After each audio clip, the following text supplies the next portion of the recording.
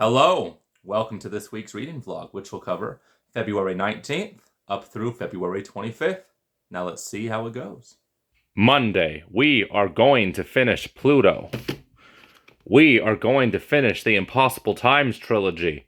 And probably going to read some Stephen King short stories. I got so many of his damn books on this shelf. Tuesday, the 20th. Finished my first Stephen King short story today. Children of the Corn, a classic. It was creepier than I thought it was going to be. I found myself rooting for the children hunting down the adults. And I'm not going to get too much into it because it's if you've either heard of it or you haven't, and I don't want to get into any spoilers. Last week, it was brought to my attention that I have never picked up any of Stephen King's short fiction, which is just very shameful of me because Stephen King is my favorite author. And I've only read novels, but he's known as a master of the short story, and he has over 100 of them with many, many TV and movie adaptations of his short fiction.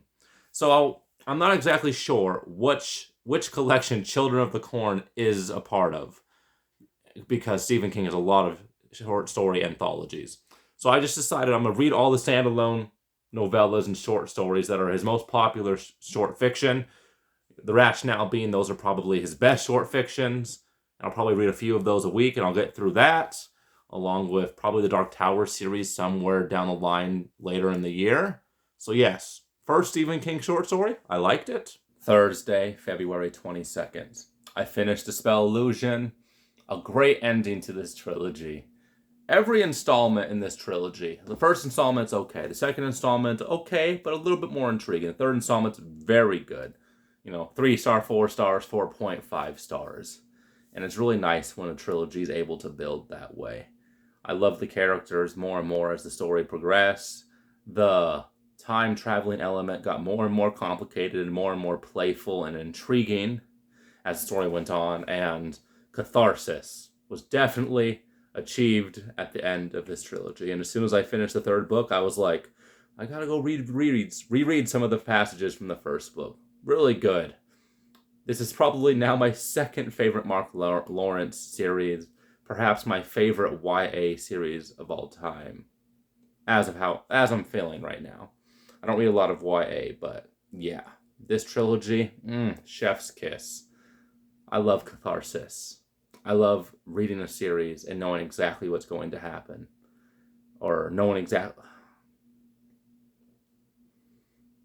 Thursday, February 22nd. I finished Dispel Illusion not too long ago, and what a great ending to this trilogy. I'm not gonna lie, One Word Kill was okay, maybe 3.5 stars. Limited Wish, the second installment, maybe 4 stars. This one, maybe 4.5 stars.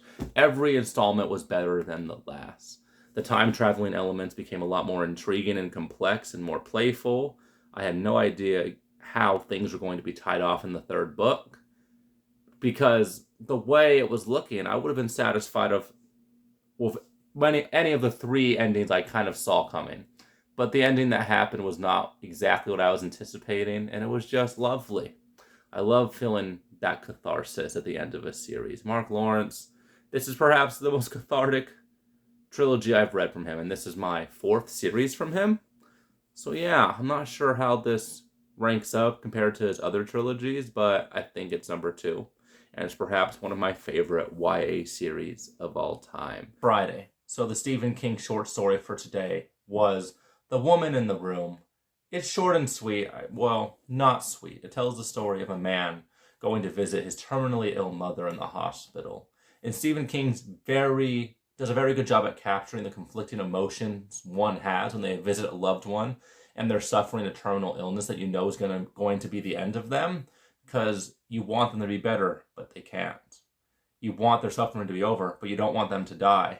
And it's just, if you've experienced it, it's just very hard.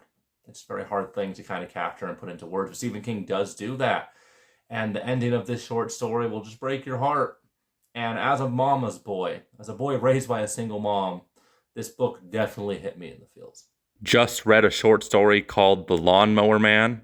It is wild. Completely nonsensical. I loved it. Sunday. I finished my first manga series today. I read the last 2 volumes of Pluto, and it ended in a pretty good way for the most part. The climax was very riveting, very exciting. There was lots of emotions. The falling action was a little rushed.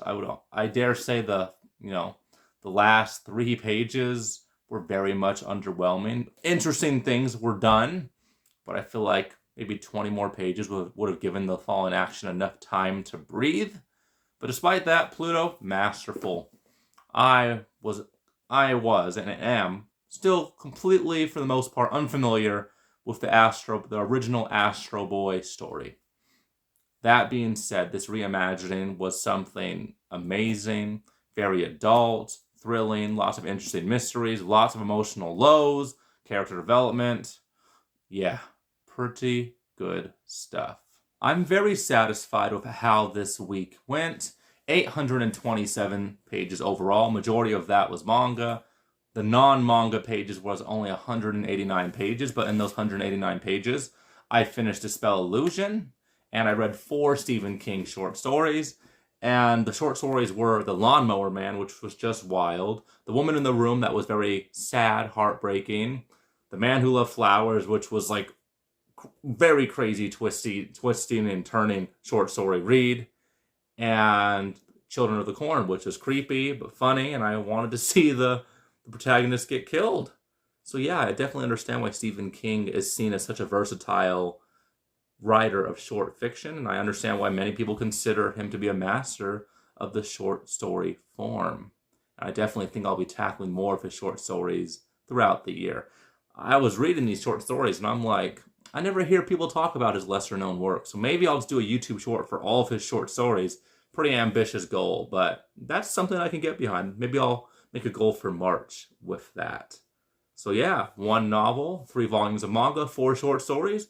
Not a bad week. But I think next week will be even better. The plan is to read The Shawshank Redemption and Thunderhead, the second installment of Scythe, and February off on a high note. It's going to be a good week. And this week was pretty dang good, if I do say so myself. Thank you guys for watching this week's reading vlog, and I'll see you guys next time.